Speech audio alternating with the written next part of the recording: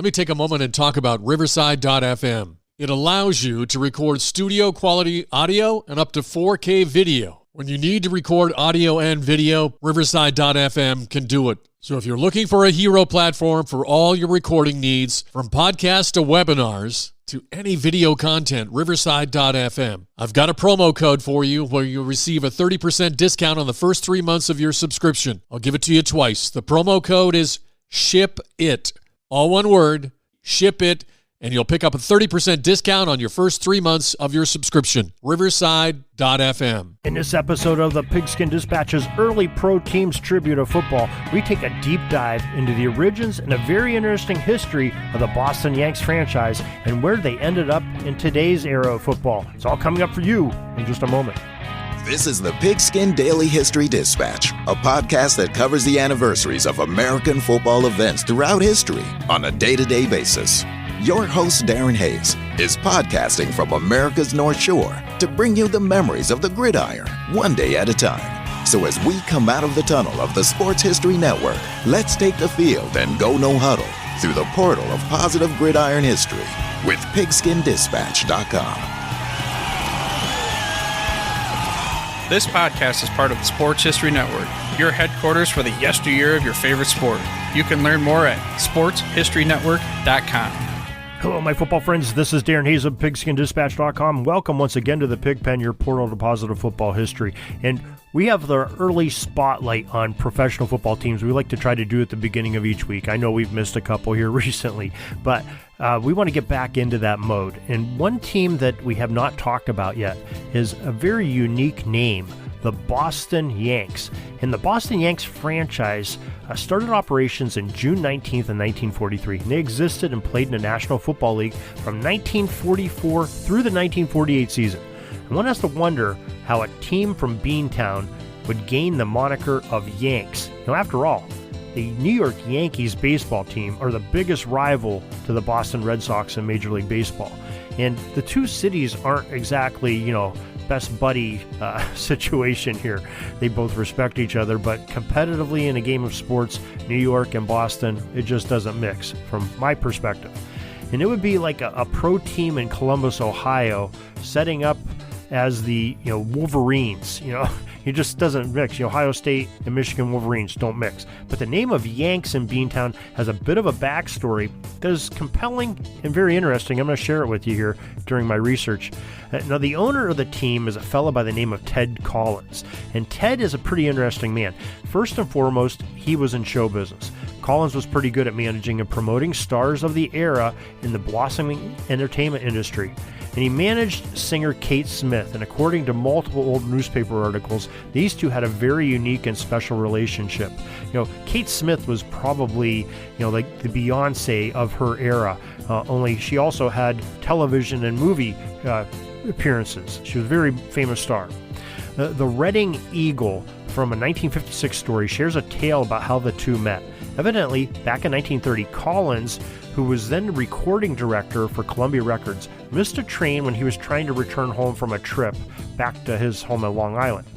He had some time to kill in a big city, so he caught a Broadway show called Flying High. And that show featured a 21-year-old singer and dancer from Greenville, Pennsylvania, not too far from where I am, and she's named Kate Smith. And Smith was a portly young lady, and during that Flying High feature presentation, she was more than the butt of a joke more than a few times during the production show. And Collins was so impressed with the voice of Smith and her demeanor that he wanted to meet her backstage. And he sensed her unhappiness with the treatment she was receiving by the producers and other actors in the show that she was in, being the butt of her jokes because of her size and her weight. Very mean-spirited. And he aptly offered her a recording contract with Columbia. One that Collins would manage and split everything 50-50 with her for over 3 decades. Now, Kate Smith really trusted him. Ted Collins gave her big break, and she trusted him, and he always gave her good advice, put her on the right track, and everything. Kate Smith was perhaps the biggest female star of the era. The two were so very close that Smith realized that Collins gave her the big break she needed and guided her on to not only lucrative singing career, but also other opportunities such as her own television show. And it's estimated that the partnership over the decades averaged about $27 million in those 30 years. An odd bit of information is that at one point in the 1950s, Collins and Smith owned the only two houses on an island in Lake Placid, New York. Must have been vacation homes. Well, back to football. Ted Collins decided at some point to use his newfound fortune from the Smith partnership to invest in other areas of entertainment. And the relationship of Collins and Smith afforded some consultation, evidently, too, as it was Kate Smith that picked the name Yanks for the football team. The reason was quite simple. To answer the earlier question, Collins' original plan with the team was that he wanted to have them play in New York City's Yankee Stadium. And the name Yank would be very befitting to that, and with a home field such as that. Unfortunately, a deal could never be worked out to play in the house that Ruth built. So, when he had a chance to strike a deal to play in another legendary baseball stadium up the road in Boston, Collins inked the deal. And according to the Sports Encyclopedia web pages, the team played its home games at first at Fenway Park. Games that conflicted with the Boston Red Sox schedule were held at the Manning Bowl in Lynn, Massachusetts. Not the Archie Manning and Peyton Manning and Eli Manning. Totally different Manning back in a totally different era. Unfortunately, the Yanks could only manage a 2-8 record during that first inaugural season. And according to the Sports Encyclopedia's post, they say an expansion team was a surprise for the NFL at that time, with the player shortages due to war. But 8 years after the Redskins moved to Washington, the NFL felt Boston was an undeserved market. The Yanks, coached by Herb Kopf, hosted the Philadelphia Eagles in their first game on September 26th, dropping a 28-7 decision. The Yanks would lose their next 4 games before earning a first win on October 29th, and the Yanks would beat the Brooklyn Tigers that day 17-14 at Ebbets Field. Following losses to the New York Giants and Chicago Bears, the Yanks would win their first home game, also beating the Tigers 13-6 at Fenway Park on November 19th. The Yanks' wins over the winless Brooklyn Tigers would be the only wins for the Boston Yanks all season long. Now, a player shortage caused by World War II forced the Yanks to merge with those same Brooklyn Tigers in the 1945 season, and they stayed branded as the New York Yanks. And they merged team played 4 games in Boston and 1 in New York. But fans from neither city cared when they finished with a 3-6-1 record. A season later, the Brooklyn Tigers owner Dan Topping announced his intentions to join the All-American Football Conference, or AAFC, in 1946. His NFL team was revoked, and all his players were reassigned to the Yanks. Collins finally had his chance to field a team in New York. They tried a stint in the Big Apple, but to no avail, and they stopped play as their moniker of the Yanks. The following season, with permission of the NFL, Ted Collins folded the Boston Yanks for tax purposes and then moved the players and the league franchise spot to New York, becoming the New York Bulldogs. On paper, you'd think that this might finally work out. However, they finally played a game at the Polo Grounds, sharing it with the football Giants. The team was renamed the Yanks in 1950, and they were finally able to reach Collins' initial intentions of playing home games at Yankee Stadium. The franchise added many new players, most of them from the now-defunct AAFC, and it was still not the financial windfall that Collins dreamed of, so he sold the team back to the NFL in January of 1952. The franchise was then aptly awarded to a Dallas group in 52, and the name became the Dallas Texans. Check out our story on the Dallas Texans when we talked with the author John Eisenberg.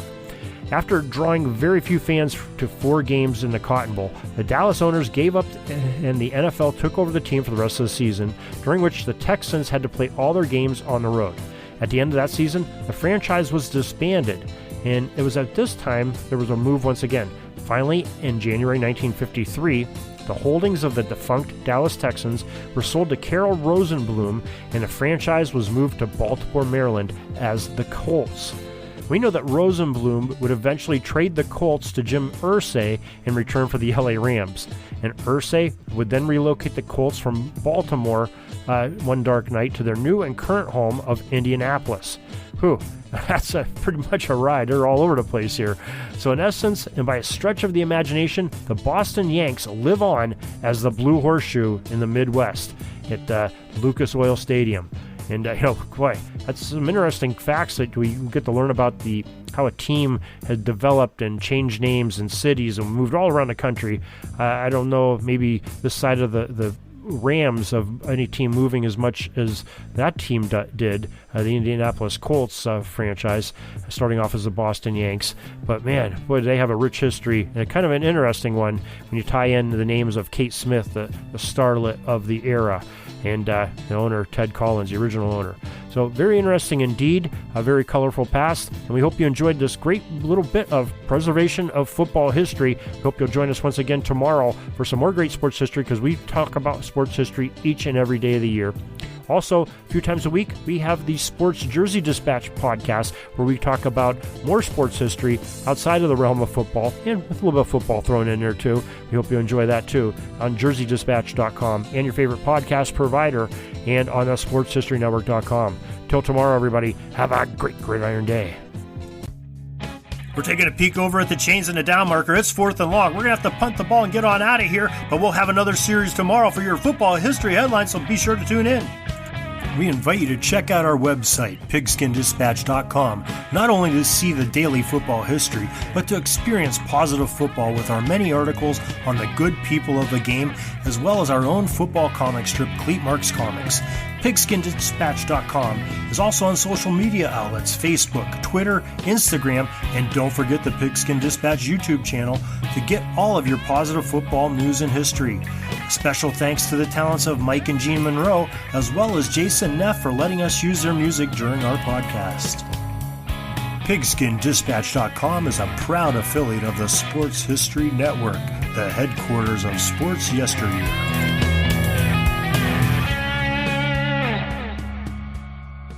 Are you having a hard time figuring out what to get Dad for Father's Day? You should check out Row 1 Brand's Vintage Pictorum Gallery. They have America's best sports art. With over 7,200 historic sports prints, you're assured to find something unique for Dad this Father's Day. Instead of a boring old tie, get him a historic baseball photo taken by Henry High Sandom at the historic Polo Grounds Stadium in New York City during the 1894 Temple Cup. Or, if he's an NFL buff, check out the 1963 vintage NFL poster. These are so good looking that you'll be amazed how they turn out. Shop now at sportshistorynetwork.com/row1 and save 15% off your order.